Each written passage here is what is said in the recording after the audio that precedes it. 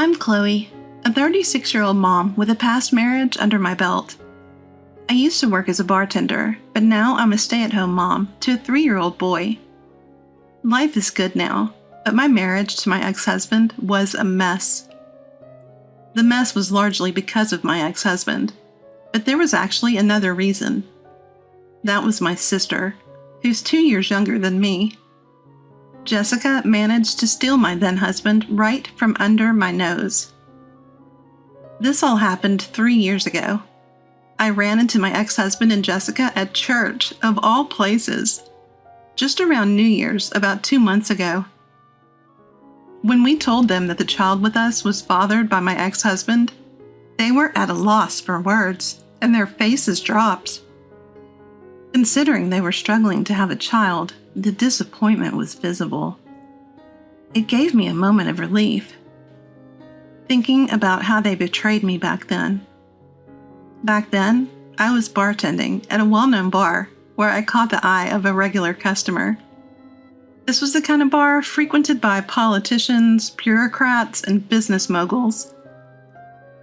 I had some experience bartending elsewhere, but got this gig through a friend's introduction. After working there for a few months, I met the man who would later become my ex-husband, a government official. I was around 30, starting to think it was high time to settle down. "You're really cute. Totally my type," he told me, clearly smitten. My prestigious college background and my job at a major investment firm might have added to his interest. Honestly, I didn't care that he was a bureaucrat, but his flattery had me hooked. "I would never do anything to make a beautiful woman like you sad," he said. In hindsight, I deeply regret believing those words. Our marriage lasted only 2 years. The only time I felt happy was during the first 2 months. Despite his demanding job, my ex-husband always showed me a smiling face when he came home. But eventually, those smiles disappeared. To cut to the chase, my ex-husband was careless in his relationships with women. Believing that all social engagements were part of work, I later found out that he had been flirting with women at every party he attended. Back then, I had no idea. "You must be tired after all that networking today. Want to take a bath?" I would always say, caring and supportive. What a fantastic wife I was. But after only 6 months, he would brazenly say to me, "Stop worrying about me. Just be thankful you're living a good life because of me." Still, I convinced myself that he was just tipsy and let it slide. Looking back now, I feel like crying from the sheer effort I put into our relationship. I have a younger sister, 2 years my junior. We look nothing alike, and our personalities are polar opposites. Growing up, Jessica always wanted what I had. She would beg my mom for the same beads and hair accessories that I had in my jewelry box. Eventually, Jessica stopped asking Mom and started taking them directly from me. When I confronted her, she'd cry and say, "But everything that belongs to you belongs to me." My little sister was a bully. That little bully grew up to be an adult bully. After a year of marriage, we attended a family event at my parents' house.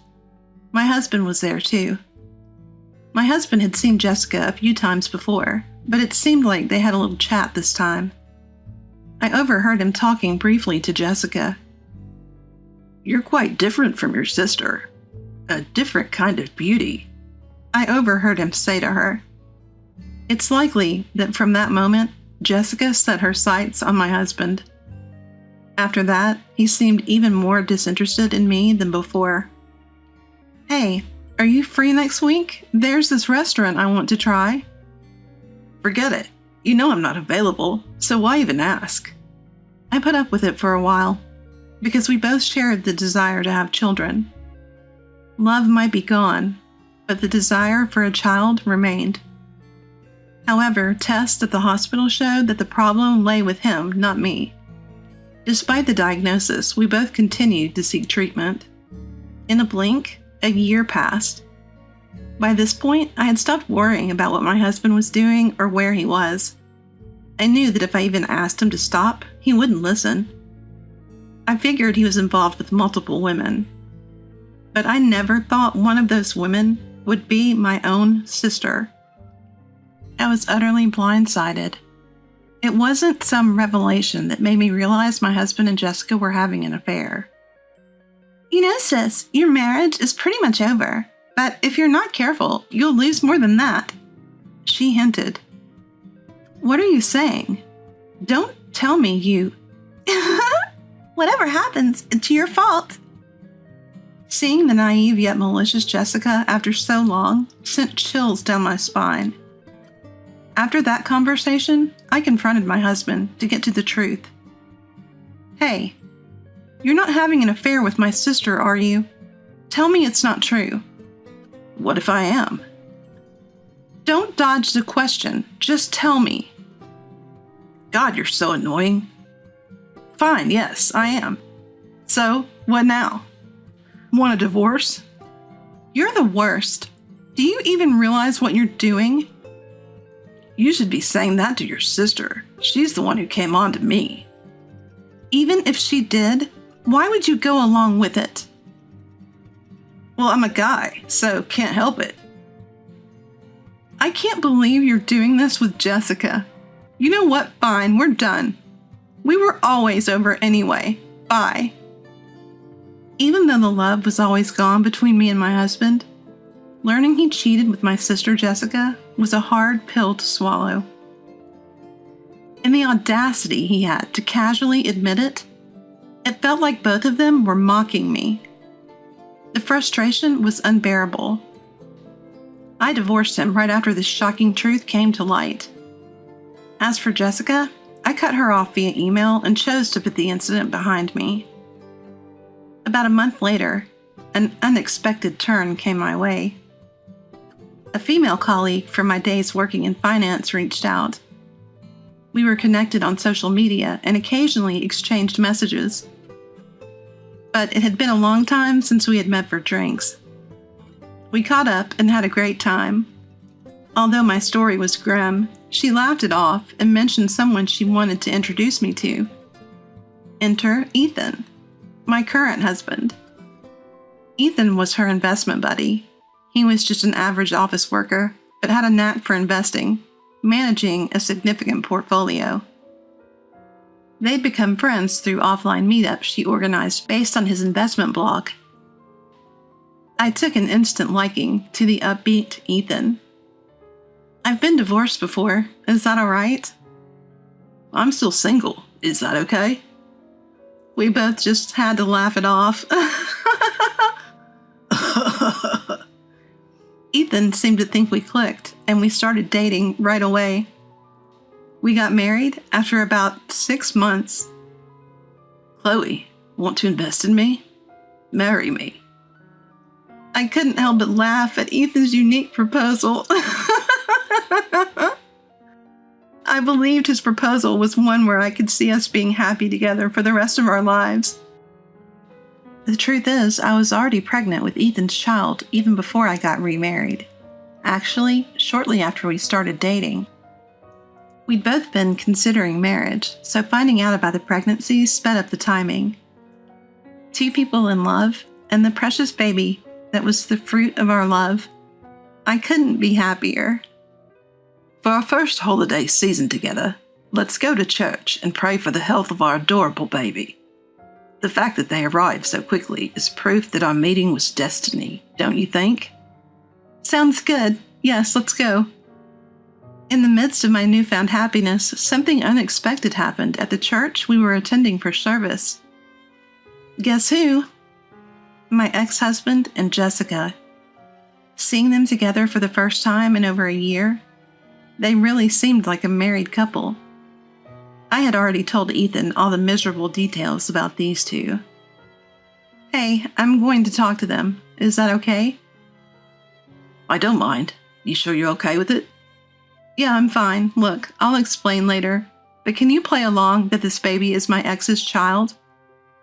As my ex-husband and Jessica approached us, we pretended not to notice and went up to them.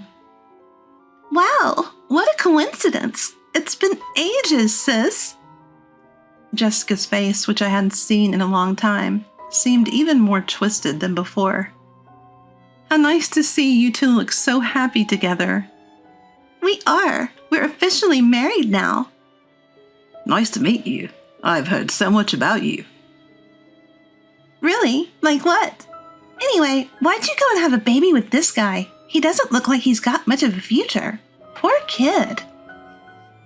Don't ever become the type of person who can only judge others by their looks or titles, okay?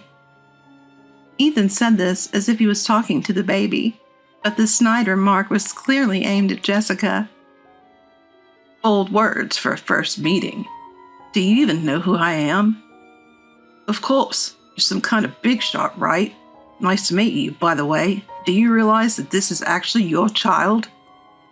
At Ethan's statement, my ex-husband and Jessica froze. They seemed completely baffled. What are you talking about? Stop joking. Jessica, who was eager to have a child, looked incredibly frustrated. It turns out they still hadn't been able to have children. Actually, right after we got divorced, I found out I was pregnant. Surprising, right? Not that it's your child, but that I finally got the child I've been wishing for. I met Ethan soon after, and we got married. He agreed to raise this child with me, unlike you. You're kidding, really? Why hasn't it happened for us? Why can't we have a child? I don't know. Maybe because karma is real. Maybe if you start doing good deeds, like volunteering or donating to charities, your wishes will come true. Since you're at church, why not pray for that? You can't be serious. There's no way I can let this guy raise my special child. He comes from a line of bureaucrats. This can't happen. Both of them were completely rattled. Jessica looked like she was about to cry, frantically trying to gain some sort of upper hand over us. Look, I talked to Mom. This guy's just an office worker, raising a child with a man who doesn't even make that much. That's just asking for this kid to be unhappy. And let's not forget, the child's biological father is from our family. Shouldn't we have the right to raise them? Am I wrong? Absolutely. And you know, even after the divorce, if you knew you were pregnant, you had a responsibility to tell me.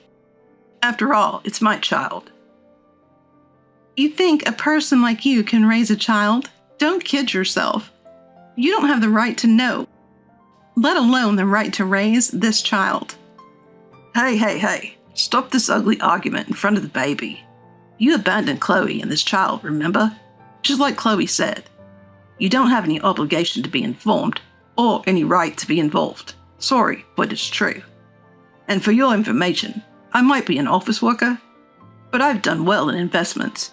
I actually have more assets than you. I don't mean to brag, but... Don't worry, this child won't be unhappy. Shall we go, Chloe? Yeah, take care, especially you two, the careless womanizer and the greedy one. Ignoring the flustered and frustrated pair, we left the church. I'm sorry you got caught up in this, and thank you for going along with me. No problem at all, honestly. I'm impressed with how well I went along with it. I mean, that was some award-winning acting. I fell for you all over again. I never thought I'd end up at the church for the sake of this child, let alone run into those two there. But thanks to that, I was able to get back at my ex-husband and Jessica. I was secretly waiting for this moment. The moment I saw them at the church, it hit me. I could make them squirm with a lie, claiming the baby is from my ex-husband. I'm fully aware it's a cruel lie, generally speaking. But let's not forget the heartless things those two have done to me in the past. No regrets. It was a necessary lie to maintain my sanity going forward. Mom, you don't have to tell Jessica about me, okay? You know the situation, right? Oops, my bad, but what happened to that girl? Don't worry about it. Sorry for all the worry I've caused you.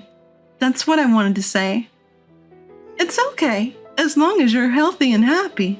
You're getting along with your current partner, right? Absolutely. I'm scared of how happy I am, actually.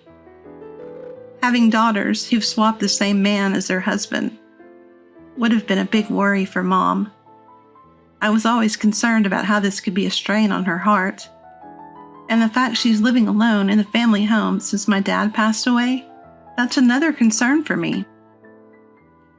When I mentioned this to Ethan, he was the one who suggested we should move in with Mom. Are you sure? I really like your mom, Chloe. She's a fun person. Living with her would be like having two Chloes around. It'll be fun. Well, should I take that as a compliment? It made me realize how understanding he is. Plus, Mom would be thrilled to see her grandchild every day, and we'd have an extra pair of hands to help with the kid. I can't thank you enough, Ethan. So, you love me even more now? Let me think about that. What do you mean, let me think? The peak of happiness is still ongoing.